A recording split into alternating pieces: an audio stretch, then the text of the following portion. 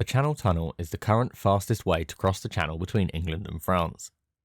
Construction started in 1988 and the tunnel opened in 1994 to compete with the Ro-Ro ferries, hovercraft and catamarans of the time. In 2024, we are now in the 30th anniversary year of this incredible feat of engineering, but attempts were made much before this. The first proposal for a tunnel under the channel was by French mining engineer Albert Mathieu Favier in 1802, when he suggested that stagecoaches could run along a path lit by lamps. This idea never came to fruition, but it got people thinking.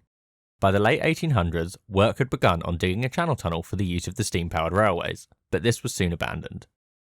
In 1936, Winston Churchill showed his support for a channel tunnel, although his support was much more related to the military capabilities of such a tunnel in a time of uncertainty and looming war in Europe. Through a false start in 1973 and a quick cancellation in 1975, by 1986 the final agreement was made between the British and French governments, and the Treaty of Canterbury was signed in the cathedral by then PM Margaret Thatcher, then Foreign Secretary Sir Geoffrey Howe, French President François Mitterrand, and the French Minister of Foreign Affairs Roland Dumas. This treaty modified the borders between England and France, drawing one in the middle of the channel, and finally led to the construction of the tunnel we know today.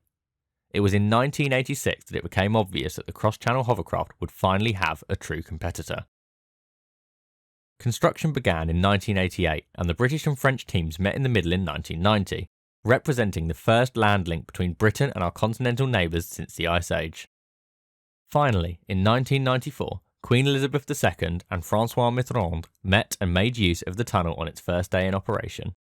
The Channel Tunnel was open for business, and the Eurostar service followed from Waterloo later the same year. The hovercraft had some serious competition.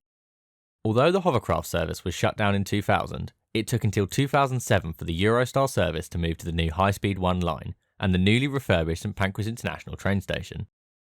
With that, the fastest way to cross the channel from London was ready, but due to the demise of Ashford International during the COVID pandemic, it is now quicker for a foot passenger from Dover to catch a ferry as a foot passenger than it is to double back to London. Technology has moved forwards, made leaps and bounds, and has connected London and the rest of the UK to Europe in ways that we have never seen before. The Eurotunnel Le Shuttle allows you to cross from Folkestone to Calais in a mere 22 minutes, and the Eurostar service will get you from London to Paris in 2 hours and 16 minutes.